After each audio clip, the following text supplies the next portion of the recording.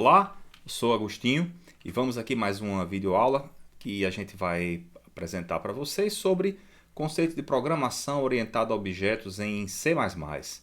Nesse vídeo a gente vai passar a conceitos do que são classes e objetos em C++, em linguagem de orientação a objeto, né, que a gente está tratando, e uma classe chamada vetor 2D. Nós vamos passar um bom tempo trabalhando com essa classe, né, que vamos criar. A gente vai começar a apresentá-la agora e ela vai servir para que nós mostremos para vocês conceitos envolvendo essa ideia de orientação a objetos nessa linguagem de programação.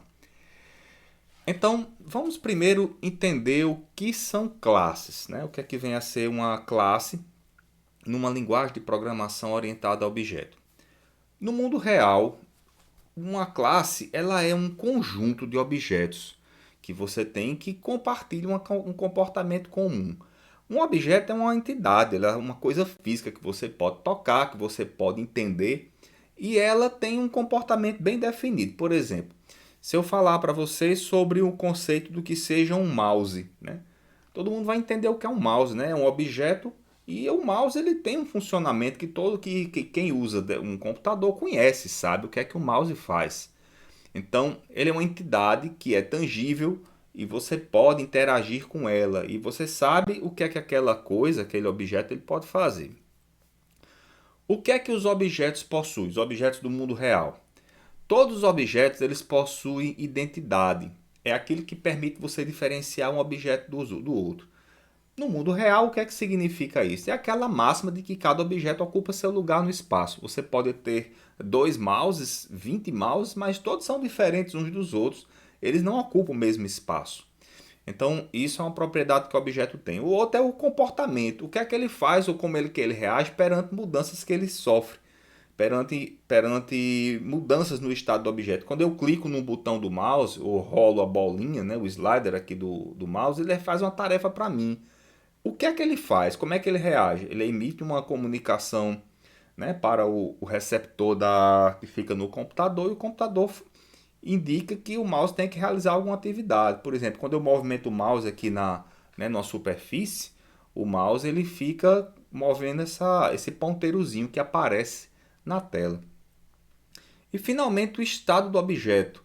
É como é que ele se encontra em um determinado momento. Quais são as propriedades do objeto? Por exemplo, no caso do mouse, que é um mouse sem fio, quanto de bateria ainda resta dentro do dispositivo para que ele consiga operar.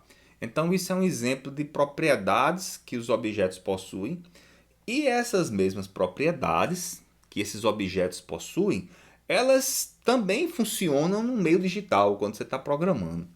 Por exemplo, um objeto digital que você vai criar no computador, ele possui identidade. Como é que a identidade se relaciona com a identidade do mundo físico? É que no mundo físico ele está em algum lugar, mas na memória, na identidade do mundo do objeto digital, ele está em algum lugar na memória. Ele fica lá. A outra coisa é o comportamento. Quando você implementa uma função no computador, aquela função faz alguma atividade. Então, essa função que você vai criar para que seu objeto opere, para que ele trabalhe, é uma funcionalidade implementada no objeto. Por exemplo, dentro do mouse sem fio, você tem aqui pequenos trechos de código que dizem o que é que o mouse tem que fazer. Então, isso é o que vai dizer o que é o comportamento dele. E, finalmente, o estado do objeto. Quais são os valores das variáveis que esse objeto guarda, né? Que é que esse objeto ele armazena em um determinado momento. No caso do mouse, quando eu aperto um botão, né, e fico com o botão pressionado, o mouse fica informando a máquina que o botãozinho dele está pressionado, que é para a máquina saber que atitude deve ser tomada quando você aperta o botão. Então, isso são objetos, né? Objetos do mundo real e objetos digitais. Eles têm representação, têm analogia uma com a outra. Aí vem a pergunta: o que são classes? Classes são grupos de objetos que compartilham a característica em comum. Por exemplo, né? A classe dos mouses. Todos os mouses de computador eles têm características bem comuns. O que é que os mouses de computador têm? Né? Os mouses modernos. Ele tem botões, pelo menos 2 botões, né? que os desktops exigem que os mouses possuam. Às vezes tem um botão central com uma barrinha de rolagem. Tem mouse que tem mais de um botão. E todo mouse tem um sensor de fluxo óptico que fica aqui na parte inferior do mouse, que ele detecta o movimento horizontal numa superfície. Então todo mouse tem isso. E quando você olha para esse formato, você entende, cara, aquilo ali é um mouse. Então eles têm uma forma parecida. Então as classes são um grupo de objetos que tem uma característica em comum. E numa linguagem de programação, o que é uma classe? É uma descrição que você vai fazer para que um pequeno trecho de computador, quando ele for replicado em objetos diferentes, que você criar objetos a partir desse programa que você está criando, ele tem o mesmo comportamento, né? Ele tem a mesma possibilidade de se comportar como o outro com a classe que você está fazendo. Então, classes são grupos de objetos que compartilham características em comuns. E o que é um objeto? É uma instância de uma classe. Por exemplo, se eu vou criar no cômputo na máquina uma classe chamada de mouse para representar a ideia de um mouse, se eu criar dois objetos dessa classe, mouse 1 e mouse 2, eles são dois objetos, são duas instâncias da classe dos mouses. Então, esses conceitos eles servem para qualquer linguagem de programação, não só C++. Mas em C++ você tem a sua forma de criar uma classe e criar os objetos daquela classe. E como é que a gente vai trabalhar com isso, né? A gente vai trabalhar com o conceito de classe, como é que a classe é criada. As classes em C++, elas não são coisas diferentes de variáveis comuns, de tipos de dados comuns. Elas são um tipo de dado que você cria. Em C você tem o conceito de struct, né, que é um tipo de dado composto. Em C++ você tem uma classe. E o que é que as classes elas são capazes de representar? Elas são capazes de representar propriedades, elas têm propriedades e elas têm funcionalidades. As classes em C++ elas são definidas de forma parecida com o que tem aqui nesse pequeno trecho de código. Toda classe em C++ ela começa com sua definição com essa palavrinha reservada chamada de class. Em C++ você não pode criar variáveis ou tipos de dados novos que tenham essa palavra chamada class. É uma palavra reservada da linguagem. Logo depois da palavra class vem o nome da sua classe. Esse nome é você, programador, que vai escolher. É um nome que você deve determinar. E se você vai usar letras maiúsculas, minúsculas, não importa. Você é quem vai dizer como é que você quer que a sua classe seja nomeada. Em seguida vem um par de chaves. Abre chave e lá no finalzinho fecha a chave com um ponto e vírgula depois. É muito importante que esse ponto e vírgula esteja aqui, porque quando você não coloca o ponto e vírgula, o tipo que você está criando, o tipo abstrato, ele não fica completamente definido. E às vezes, esquecer esse ponto e vírgula aqui pode custar a você uma boa quantidade de tempo. Eu já perdi muita cabeça, né, quando eu estava começando a aprender a programar C++ com ponto e vírgulas que eu esqueci na definição de classe. Então não esqueçam desse ponto e vírgula, ele é muito importante. Dentro da classe, você tem o conceito de interfaces ou tipos de membros que você tem, né? A forma como você acessa o que se chama de membros da sua classe. Existem dois tipos de interface que o C++ prevê. O conceito de interfaces privadas ou private, quando o que vem depois dessa palavrinha reservada chamada de private, dois pontos, você vai colocar membros privados da sua classe. O que são esses membros privados? São variáveis e funcionalidades que você vai agregar. E também tem os membros ou interfaces públicas. O que vem depois desse public dois pontos são aquelas variáveis e funcionalidades que você vai colocar para a sua classe que são públicas. O que é private e público? O que é que isso representa? Representa a forma como os programadores que não desenvolveram a classe, ou até mesmo quem desenvolveu, mas quer usar a classe, vão poder ter acesso a esses dois tipos de membros, que são membros privados e membros públicos. Se porventura você criou uma variável ou uma função que é chamada em C++ de função membro ou método, se você criou essa função ou variável como sendo privada, somente as implementações que você estiver fazendo na própria classe, os membros da própria classe, e um conceito chamado de amigos da classe, que a gente não vai tratar nesse momento, vai tratar em outra, né, em outra ocasião, em outro vídeo que a gente vai produzir, é quem pode ter acesso aos membros que tem aqui, nessa parte das declarações privadas, das interfaces privadas. Se porventura você criou uma variável ou um método que seja público, então qualquer utilizador da classe, vamos chamar assim, né, os utilizadores da classe, são as outras funções, os outros trechos de código do programa que vão usar aquela classe que você desenvolveu. Eles vão poder usar e acessar os membros públicos. Então eles podem modificar o estado do objeto que você definiu lá dentro das interfaces públicas. Que estado seria esse? Por exemplo, variáveis que você criou. A gente vai mostrar já já como faz isso. E existe um terceiro tipo de interface que a gente não vai tratar agora nesse momento, vai tratar um pouco mais adiante, que são as interfaces protegidas. Esse tipo de interface protegida ou protected, né, que são associados com essa palavra reservada, elas envolvem o conceito de herança em C++, e como a gente não tem necessidade de mostrar isso por enquanto, a gente vai deixar isso aí também para o futuro. Então, o comportamento da classe ela é definida pelas suas funções. As funções são funções que você cria da mesma forma que você cria funções em C. É idêntico, né, a forma de criação das funções. Só que essas funções elas são pertencentes à classe. Você só vai chamar as funções quando você cria ela como sendo um membro da classe, quando você tiver um objeto envolvido com ela, né, envolvido ou associado com aquela classe. O que é que a função vai fazer? A função membro ou método da classe? Você vai fazer a modificação do estado do objeto. Olha, os nomes que se dão para esse tipo de membro são funções membro ou métodos. Mas você pode encontrar na literatura também o nome funções ou funções da classe. Essa classe tem determinada função, então é uma função membro da classe. Muitas vezes você pode encontrar autores que distinguem essas definições, o conceito de função do conceito de função membro ou member function, né? Ou method, que é o método da classe. Isso pode ser dissociado para que você fique entendendo que ou é uma função que não pertence à classe, ela é uma função comum do C++ ou do código que você está desenvolvendo, ou é um membro da classe, uma função membro. Geralmente, essas funções membro elas são públicas.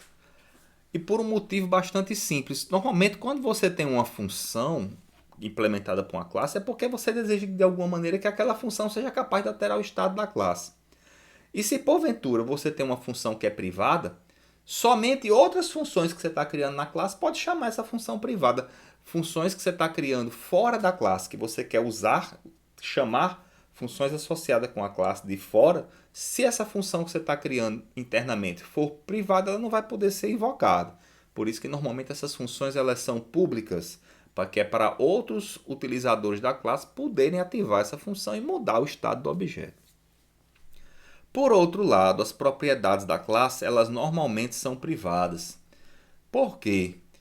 Porque uma das coisas que se procura dentro de uma classe ou dentro de um objeto quando você cria é ter controle sobre ele, o que ele faz, e não deixar que pessoas, né, ou programadores inadvertidamente modifiquem o estado do objeto para que ele chegue numa situação de funcionamento que não agrade ao programador, que não seja necessário. Por exemplo, você pode criar uma classe que vai lidar com pontos no espaço e você quer que os pontos dessa classe fiquem apenas no primeiro quadrante. Ou seja, né, os valores das coordenadas dos pontos que você está armazenando nesse conceito que você criou só vão ter valores positivos. O x vai ser maior do que 0 e o y também. Então, se porventura alguém quisesse utilizar a classe para fazer com que o valor do x ou do y assumisse um valor menor do que 0, ele não poderia, a menos que você permitisse através de algum tipo de função pública. Então, isso é uma característica da classe, que normalmente se deseja quando está implementando. Então, dito isso, vamos ver como é que você pode criar o nosso primeiro código em C++ para representar uma classe. E a gente vai fazer isso utilizando uma classe ou um conceito que é bem comum em álgebra linear, que é o conceito de vetor. nós vamos criar uma classe chamada Vetor2D, é o nome que eu estou dando para a classe, eu que escolhi. Eu escolhi que a classe ficasse com o V maiúsculo no começo para facilitar a minha distinção entre o que seja uma classe, o que seja um tipo de dado composto como um struct ou um tipo ou uma função. Eu escolhi que nessa minha composição as classes começassem com letras maiúsculas. E isso é muito comum que os programadores façam isso, utilizar esse tipo de notação. Eu estou chamando de vetor 2D porque pode ser que no futuro eu queira criar um vetor 3D. Então a classe já teria um nome bem apropriado para distingui-la de uma classe de um vetor diferente. E o que é um vetor? Como é que a gente vai representar o vetor? O vetor é uma estrutura direcionada que ela tem um tamanho e ela tem uma orientação no espaço. O tamanho do vetor ele pode ser calculado de acordo com suas duas coordenadas que são definidas no plano cartesiano, que é a coordenada x e a coordenada y. Então, essas duas propriedades, só por si só, são suficientes para eu definir o conceito de vetor, para eu armazenar o estado do vetor. Então, se eu disser, queria você criar um vetor de valor com coordenadas x igual a 3 e y igual a 4. Você já sabe que a origem do vetor, né, fica aqui no 0, 0. O x do vetor é igual a 3 e o y do vetor é igual a 4. Essas duas propriedades, x0 e y0, no momento em que você cria um objeto da classe vetor, elas são armazenadas na memória. E em que lugar? Elas são armazenadas no segmento stack, que é o local onde você guarda as variáveis locais de todas as funções que você está criando. Então, para essa classe vetor, eu tenho dois grupos de membros. Eu tenho membros privados e membros públicos. Os membros private que eu tenho aqui são os membros x e y. X e y são duas variáveis privadas e somente os membros públicos podem acessar e os membros privados podem acessar desde que eles pertençam à classe.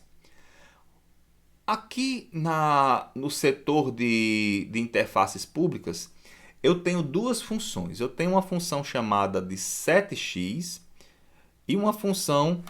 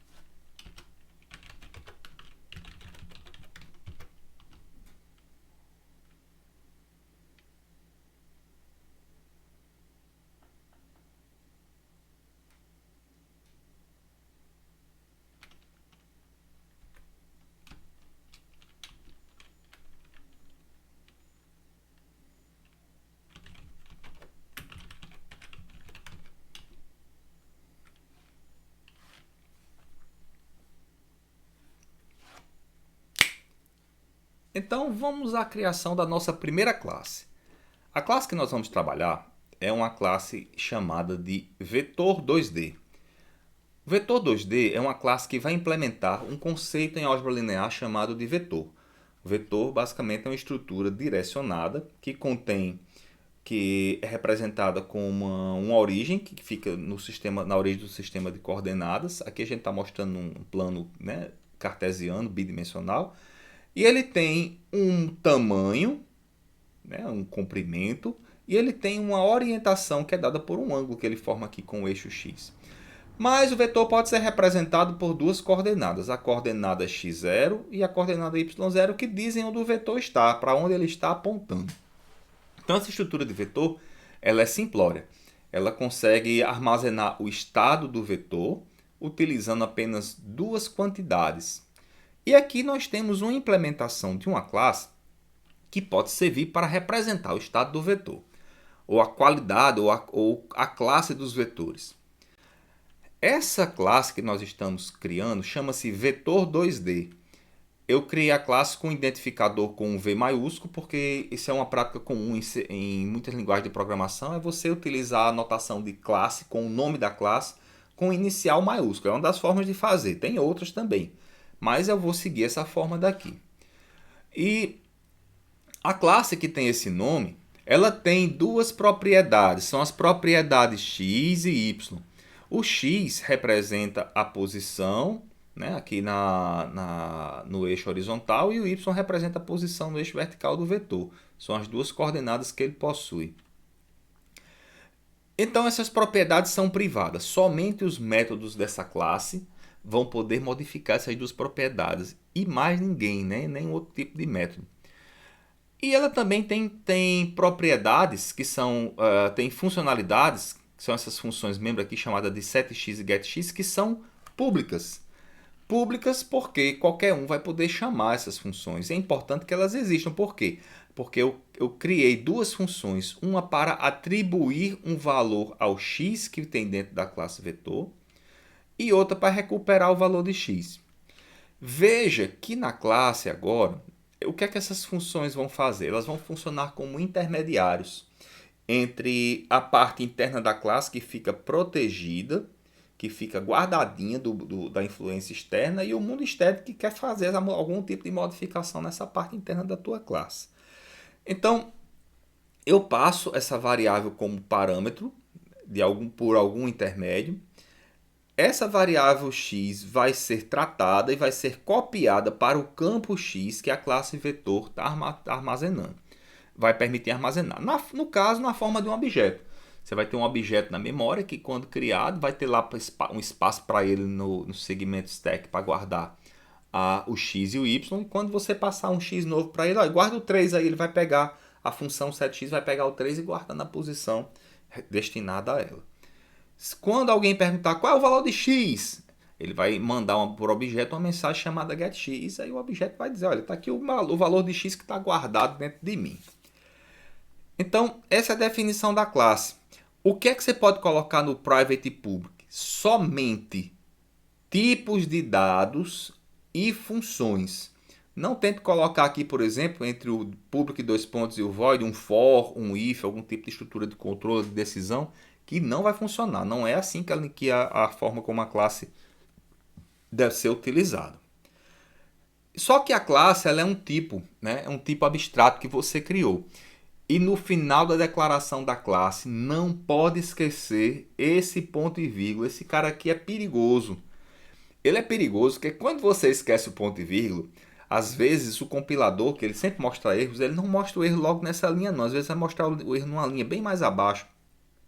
E aí você fica procurando os erros de compilação nos locais onde eles não deveriam ser procurados. E eu já perdi muitos tempos, né, de programação com ponto e vírgulas que eu esqueci. Então não esqueçam esse ponto e vírgula. Ele tem que estar presente. A gente às vezes se confunde, esquece quando está começando a programar, porque quando você lida com funções, como por exemplo aqui a função membro setx, não há necessidade de colocar um ponto e vírgula no final. Mas no caso da classe, coloque o ponto e vírgula. Não esqueça dele não, né? Eu estou aqui perdendo um pouquinho de tempo dessa aula para falar sobre esse ponto e vírgula, porque eu não quero que vocês sofram o que eu já sofri com esses caras aí. Hoje eu não consigo, não erro mais não, porque eu já sofri bastante, eu sei que tem que colocar o ponto e vírgula lá. Então, uma vez que você tenha criado a classe, você cria uma função principal aqui no nosso exemplo para a gente poder utilizar a classe. Como é que a classe é criada? Você cria um objeto da classe, dessa forma, coloca o nome da classe que você escolheu, seguido de um identificador para o objeto. O identificador é o nome de uma variável que você escolhe, o nome que você achar conveniente, desde que siga as regras de definição de tipos que a linguagem prevê e não use nenhuma palavra reservada da linguagem. Fora isso, todo tipo de nome que você escolher é válido para um objeto. E o que eu vou fazer com esse objeto V? Eu vou fazer duas coisas. Primeiro, eu vou armazenar na coordenada x o valor x igual a 3. E depois eu vou recuperar o 3 de dentro desse x. Então, de dentro desse objeto V que eu criei.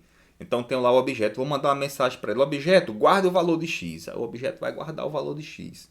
Em outro momento, eu vou pedir. Objeto, me dê o valor de x. o objeto retorna o valor de x.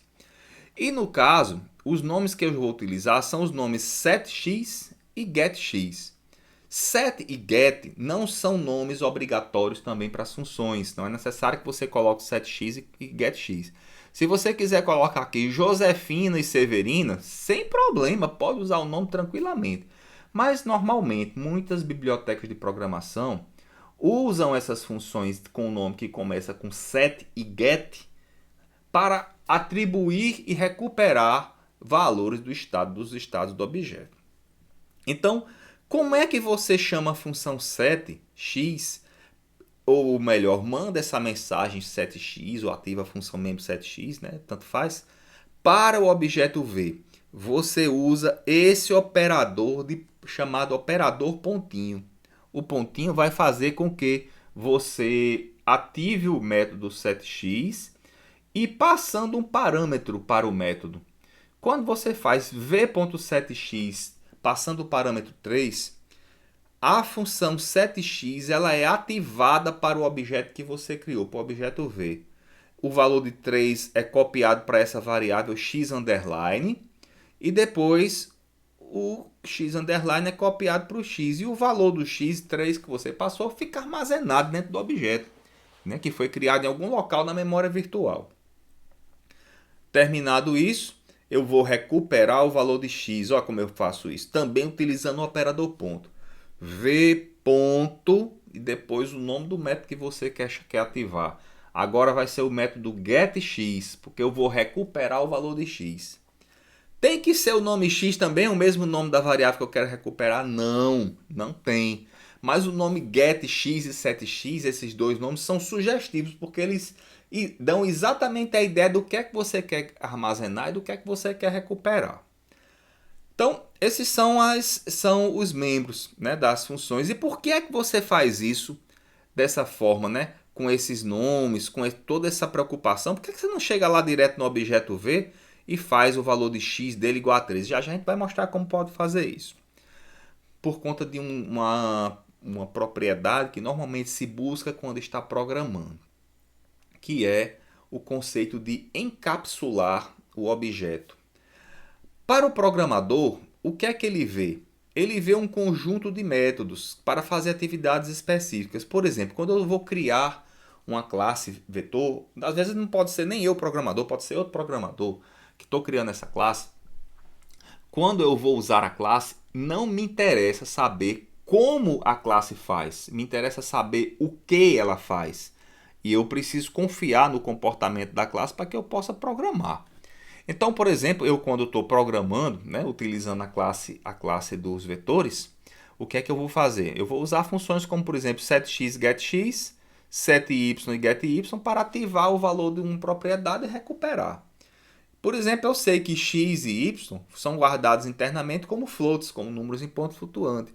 Então, no momento que eu quiser, por exemplo, atribuir para x o valor 4.5 e para y o valor menos 1.3, eu vou lá 7x 4.5, 7y menos 1.3.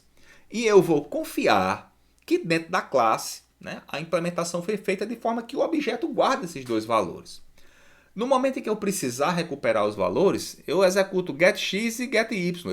E aí os objetos vão devolver para mim, através da chamada dos métodos, os valores de x e y que estão guardados. Essa é a visão do programador que vai usar a classe, mas a visão do programador que desenvolve a classe é essa daqui. Eu tenho um método setX que recebe o valor que o usuário forneceu e guarda em alguma propriedade interna da classe que foi criada. O getX pega esse valor dessa propriedade e devolve para quem está precisando. A mesma coisa para os métodos que vão lidar com a variável y. Isso tem um nome bem bonito, essa forma de implementar e de tratar essas variáveis de forma a proteger o conteúdo. Isso é uma forma de proteção, um mecanismo de segurança. E ele tem um nome que é encapsulamento. Encapsulamento é a propriedade que normalmente os desenvolvedores de linguagens orientadas a objetos buscam, que é de proteger os objetos para que eles tenham um comportamento bem definido e bem cuidado.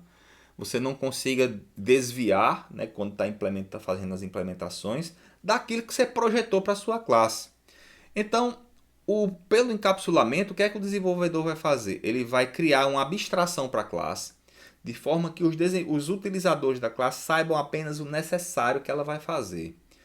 Por exemplo, eu quero utilizar uma função para lidar com matrizes, né? Fazer multiplicação matricial, soma de matrizes, calcular inversas de matrizes, várias operações de álgebra linear. O que me interessa saber quando eu, por exemplo, quero somar duas matrizes? Me interessa saber que eu sei o conceito do que é uma soma de matriz e eu quero pegar uma matriz que eu crio na memória, um objeto da classe matriz, outro objeto da classe matriz, armazenar os dados na primeira, armazenar os dados na segunda e chamar uma função que pega a primeira classe e lança o primeiro objeto e lança o segundo como parâmetro para uma função de soma. E o que essa função de soma vai me retornar? Uma terceira matriz, que é o resultado da soma das duas. Então, dessa maneira, encapsulando seus dados, a modificação do estado do objeto se dá apenas pelos métodos da classe. Via de regra é assim, mas há casos onde não necessariamente você pode se dar ao luxo de fazer encapsulamento. Às vezes, né, a classe que você vai lidar é uma classe que lida com processamento de alto desempenho, precisa de fazer acesso muito rápido aos dados. E se você fechar tudo, fechar os dados da tua classe, encapsulando, permitindo que o acesso seja feito apenas por métodos, você vai deixar a tua função, a tua funcionalidade, né, dos teus objetos, operando de forma mais lenta. Por quê? Porque cada vez que você chama um método, você está chamando uma função daquela tua classe. E chamada de função envolve tempo e custo computacional para ser, né, levado em conta no processamento, naquele processamento que você está fazendo. Então, dito isso, vamos colocar a mão na massa, né? Vamos criar uma classe vetor 2D igual que está aqui para a gente experimentar a nossa primeira classe vetor 2D. Deixa eu trazer aqui a minha IDE, né? Eu vou maximizar aqui a nossa IDE e vou criar um projeto. O projeto que eu vou criar vai ser um projeto de introdução, novamente, né? Aqui no Qt, vou criar um non-Qt project, uma plain C++ application no Qt Creator, cpptube, aqui no meu diretóriozinho querido, né? Dos vídeos dessa produção. E vou criar aqui um projeto chamado de vetor 2D. Ok. Todos os projetos estão aqui. E nós vamos fazer aqui no projeto, eu vou fazer tudo primeiro em um arquivo só. Tá? E num outro vídeo a gente vai mostrar como é que você pode fazer isso de forma modular, que é a forma mais interessante de se tratar a sua programação. Eu vou criar tudo num único código para que fique claro a programação que a gente está fazendo aqui, tudo num cantinho só. Então vamos criar nossa classe. Eu vou chamar a classe de vetor 2D. Vou criar algumas variáveis privadas, que são o x e o y.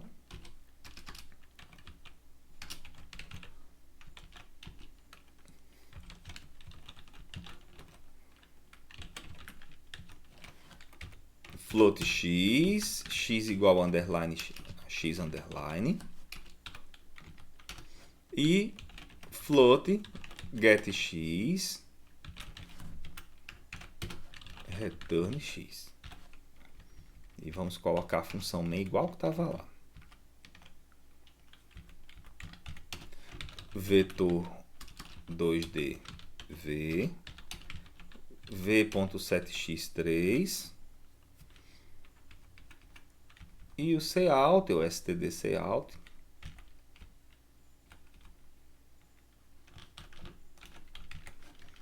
v.getx. Vamos compilar, cruzando os dedos para dar certo. Deu certo, deu exatamente o que eu queria. É bom quando dá errado, que a gente passa vergonha, né, na frente do povo. Mas é bom passar vergonha. Quando você erra, você aprende e dificilmente você erra novamente. Faz parte do processo de aprendizado. E errar na frente do povo é bom que a gente paga amigo e fica com história para contar. Mas aqui eu não errei não. Tudo bem.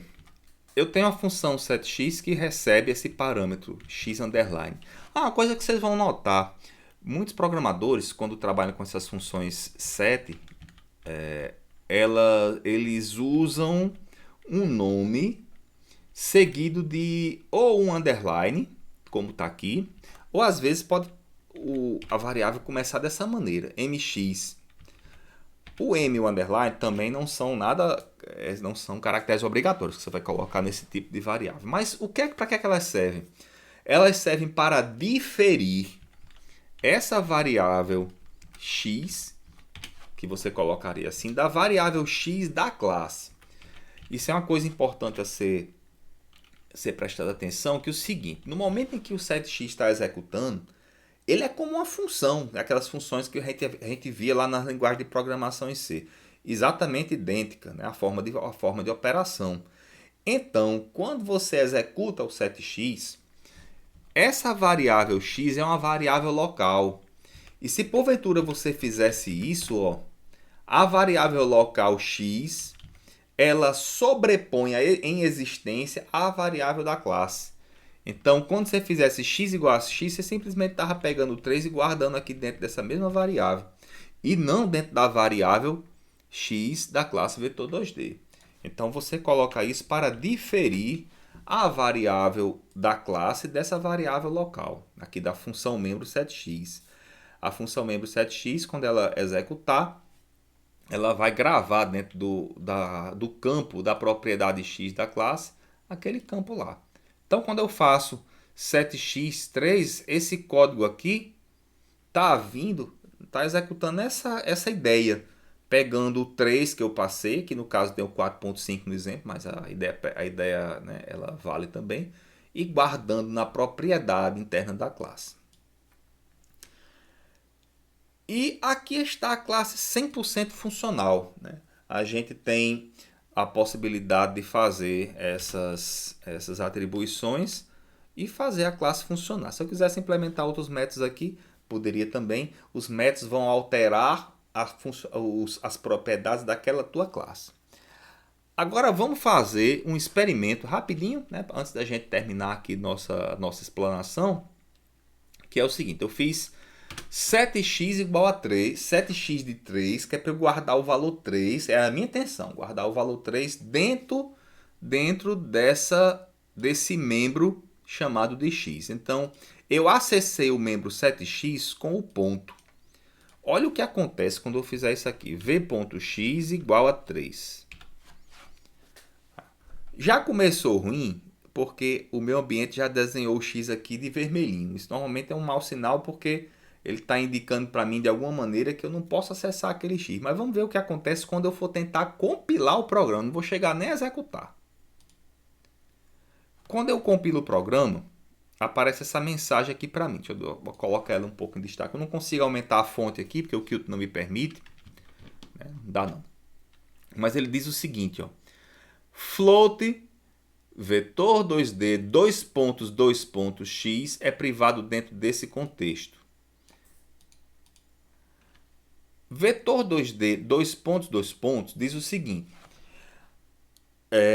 eu tenho a classe vetor 2D e essa classe está tratando do escopo da variável x. Então essa frase aqui lê-se da seguinte maneira: é a variável x ou a propriedade x no escopo, ou seja, na abrangência, na implementação da classe vetor 2D. Ela é privada dentro desse contexto. Então, nesse contexto que está aqui, que é dessa linha, ele está me alertando que a variável ela é privada. Ela não pode ser usada dessa maneira. Privada, se ela é privada, ela está encapsulada dentro da classe, ela está guardadinha. E como ela foi definida como uma variável private, eu não vou poder acessá-la fora dos membros da classe. Ela foi declarada privada bem aqui. Eu vou clicar aqui nessa linha, ele mostra aqui. Ela foi declarada privada desse jeito. E ainda dá uma dica, o campo vetor 2D pode ser acessível via esse método. Ele já reconheceu o método getX com o nome get que eu dei. Então a variável é privada, mas vamos ver o que rola se eu fizer isso, float x. Quando eu fizer a compilação, deixa eu salvar aqui o meu código. Ele vai compilar e vai funcionar normalmente. Outra coisa, o vermelhinho aqui não quer dizer nada não, gente. É alarme falso, tá? Eu consegui modificar o X da classe, eu consegui modificar a propriedade da classe para que ela ficasse com valor igual a 3. Mas digamos que eu quisesse um vetor que ficasse somente no primeiro quadrante. X maior do que 0, y menor do que 0. Aí chega eu, ó, v.x igual a menos 3. Né? Já fiz o que não devia, que é modificar o valor de x para uma condição que não fosse possível. O que é que eu faço agora? Se porventura a modificação fosse assim, x.y, como é que eu posso controlar esse comportamento? Deixa eu tirar esse v.x daqui, já sei que isso aqui não vai, né, não vai me causar bem. Eu vou fazer o teste dessa maneira. Se x underline for maior do que 0,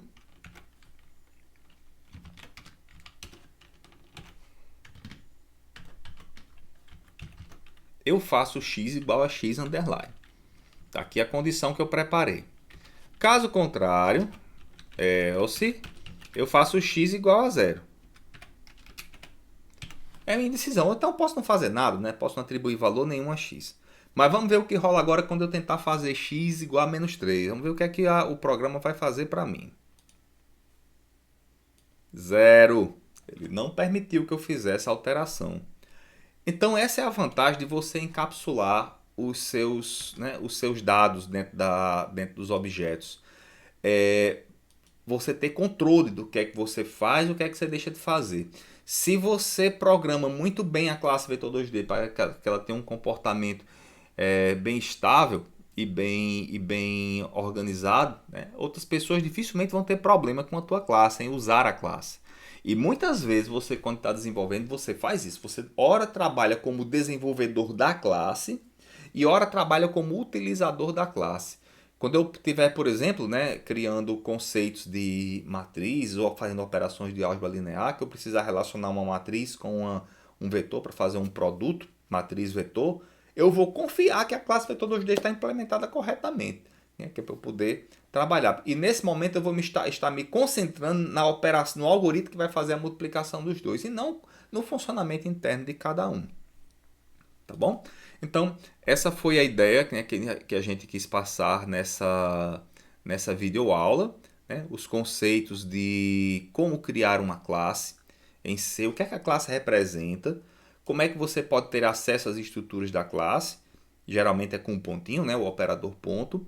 Você só pode colocar dentro da tua classe funções membro ou propriedades. Cada função membro dessa funciona como uma função comum. Ela recebe parâmetros e devolve parâmetros.